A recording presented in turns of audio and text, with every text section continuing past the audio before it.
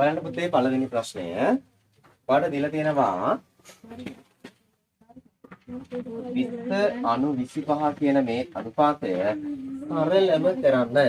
පුතේ සරල කරනවා කියලා කියන්නේ බෙදලා කුඩා කරගන්න එක. හැබැයි දෙන්නම බෙදෙන ඉලක්කමෙන් ඕන බෙදන්න. එහෙමනේ? හරිද? කීයද බෙදන්නේ පුතේ? 5න්. right.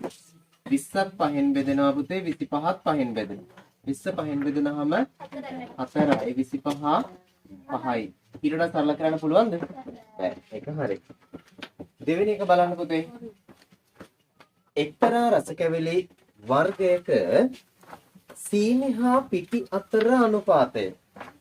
අපිට දීලා තියෙනවා පුතේ සීනි පිටි 2:3 කියලා. මේ බලන්න ලේසි මේක ගන්න විදිහ. එහි ඇති මිශ්‍රණයේ මුළු බර කිලෝග්‍රෑම් 75යි. මුළු බර. එහි ඇති සීනි හා පිටි ප්‍රමාණය ග්‍රෑම් වලින් සොයන්න. හරි? පුතේ මෙහෙම කරමු. ඔයාලට දීලා තියෙන්නේ මුළු ප්‍රමාණය නේද ස්කන්ධේ? මුළු ස්කන්ධයෙන් දීලා තියෙන්නේ. එහෙනම් පුතේ ඔයා ගන්න ඕනේ මෙතන අනුපාතයේ පදවල එකතුව ගන්න. හරි? අනුපාතයේ පදවල එකතුව ගන්න. පදවල එකතුව. ඒ කියන්නේ දෙක එකතු කිරීම 3. උත්තරේ 5යිනේ පදවල එකතුව. දැන් මුළු ප්‍රමාණය දෙනවනේ පුතේ. මුළු ප්‍රමාණය දෙනවා කිලෝග්‍රෑම් 75ක් තියෙනවා කියලා දෙනවා. හරි? එහෙනම් බලන්න ඊළඟට ඔයාලට හොයන්න පුළුවන් දැන් මේ ඇවිල්ලා අනුපාතයේ 5කනේ. මුළු ගාන 5ක් වෙද්දි කිලෝග්‍රෑම් 75යි පුතේ. අනුපාතය සම්පූර්ණ ගාන 5යිනේ එකතුව. ඒක තමයි මේ 75න් නිරූපණය වෙන්නේ. එහෙනම් ඔයාලට බැරිද එකක අගය හොයාගන්න? එක් කොටසක අගය අපි උකට කියනවා එක් කොටසක් කියලා. එක් කොටසක අගය කොහොමද හොයන්නේ? බෙදනවා 5න් පුතේ. 75 5ට බෙදුනහම කීයද? 30. 75 5න් බෙදුනහම 7ට 1යිනේ පුතේ. 5 1 5යිනේ. 2ක් ඉතුරුයි. 5 ගත්ත 15ට 25ට 5යි 15යි. එහෙනම් ළමයි එක කොටසක් කියන්නේ කිලෝග්‍රෑම් 15යි කියන්නේ. එක කොටසක්. දැන් ඒ වගේ කොටස් සීනි කොටස් කීයක් තියෙනවද? දෙකක් තියෙනවා. ඉතින් එක කොටසක් කිලෝග්‍රෑම් 15 නම් අපෙන් අහන්නේ සීනි වල ස්කන්ධය කියලා කියනනේ. සීනි වල ස්කන්ධය. එක කොටසක් 15 ගානේ සීනි කොටස් 2යි. පැහැදිලිද? කැලි දෙකක් තියෙනවනේ මේ. එහෙනම් 15 ඒවා කීයක් වෙනවද පුතේ? දෙකක් වෙන්න ඕනේ. එහෙනම් කිලෝග්‍රෑම් 30යි. හැබැයි ප්‍රශ්නය ඇහුවේ කිලෝග්‍රෑම් වලින් නෙමෙයි. ග්‍රෑම් වලින්. එහෙනම් කිලෝග්‍රෑම් ග්‍රෑම් කරන්න මොකද කරන්නේ? 1000න් ගුණ කරගන්න වෙනව නේද? 30 ගුණ කරගන්න වෙනව 1000න්. එහෙනම් පුතේ 30 ලියලා අගට බිංදු 3ක් දාන්න. 30000ක් කියනවා ග්‍රෑම්. හරිද? එහෙනම් මේ ක්‍රමයටම ගමු අපි පිටිවල ගන්න. පිටිවල ස්කන්ධය. right? පොතේ මට කියලා පිටි කොටස් කීයක් තියෙනවද?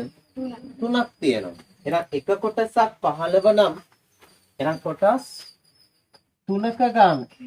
පුතේ 15 ඒවා 3ක් 45යි. මේක ග්‍රෑම් කරන්න අපි 1000න් ගුණ කරගන්නවනේ. 45 නේ 15 ඒවා 3. එහෙනම් 45 ලියලා අගට බිංදු 3 දාන්න පුතේ. මෙන්න. ග්‍රෑම් වලින් 45000ක් තියෙන. මේක 30000යි. හරිද ගත්ත විදිහ. මෙන්න මේක පැහැදිලි පුතේ එක් කොටසක අගය ගත්ත විදිහ මුළු ගාන දුන්න හින්දා එක කොටසක් කීයද කියලා හොයාගත්තා. right? ඊට පස්සේ අනිත් කොටස් ටික ගත්තා. හදා ගන්න පැහැදිලිව.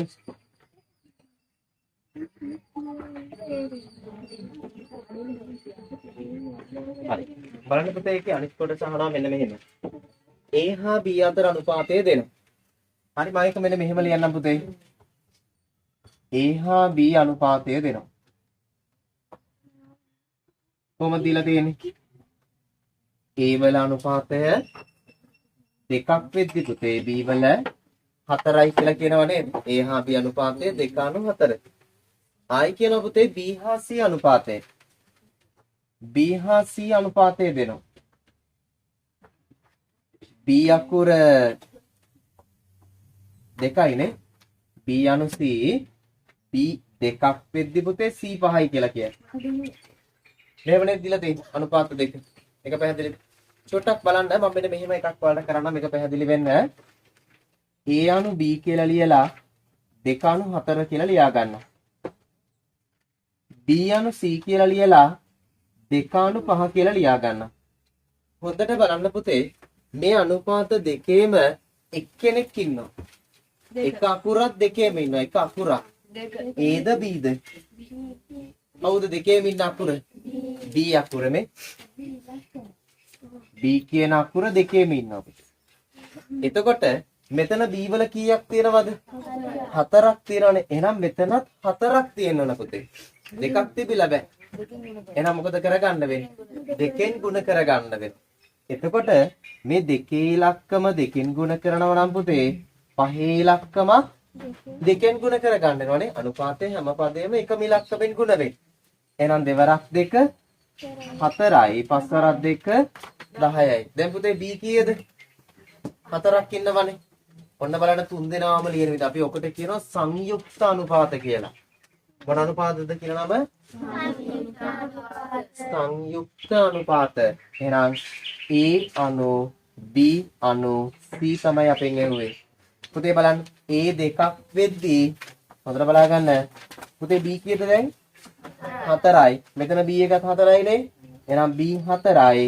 පුතේ B 4ක් වෙද්දී C කීයද? 10යි. ඔන්න 3 දෙනා අතර අනුපාත. සංයුක්ත අනුපාත. දෙන්නගෙම ඉන්න එකම අගය සමාන වෙන්න ඕනේ. එකම B නේ ඉන්නේ දෙන්න ගාවම. ඒක සම කරගන්න ඕන පුතේ. හරි මේකෙත් B අකුරක් හිටියා, එහා පැත්තෙත් B අකුරක් හිටියා. ඒක නිසා මම අනුපාත අගය සමාන කරගත්තා දෙන්නගෙම. සමහර වෙලාවට මේ පැත්ත විතරක් නෙමෙයි පුතේ ගුණ කරන්න වෙන්නේ. මෙහෙත් ගුණ කරන්න වෙනවා. සමාන කරන්න බැරුව යන්න පුළුවන් එක්කෙනෙක් ගුණ කරන්න. ඒක දෙන්නම ගුණ කරන්නත් වෙනවා. හරිද?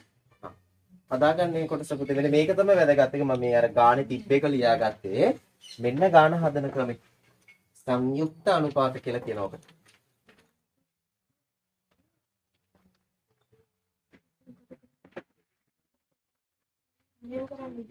පුතේ බලන්න ඒකේ අවස්ථාන ප්‍රශ්නය කොන්ක්‍රීට් බදාම සෑදීමේදී සිමෙන්ති ගල් වැලි මම වචන තුන ලියාගත්තා අනුපාතය පුතේ 1:2:3ලු සිමෙන්ති එකක් වෙද්දි ගල් 2යි වැලි 3යි කියලා කියනවා. වැලි තාච්චි 150ක්. වැලි කියන එක 150ක් වෙලා. එහෙමනම් අවශ්‍ය වෙන ගල් හා සිමෙන්ති ප්‍රමාණය අහනවා පුතේ. වැලි කියන්නේ මේකනේ ළමයි මේක එහෙනම් ලේසියෙන් හදන්නම් මෙහෙම මේ වැලි 3යිනේ මේ තුනේ ඉලක්කම කීය වෙලාද 150 වෙලානේ එහෙමනේ එහෙනම් 150 තුනෙන් බෙදා ගත්තා නම් එක කොටසක් කීයද කියලා හොයාගන්න පුළුවන් නේද මේ වැලි 3 තමයි 150 උනේ එහෙනම් පුතේ එක් කොටසක් ගන්න එක් කොටසක අගය ගන්න 150 බෙදනවා 3ෙන්.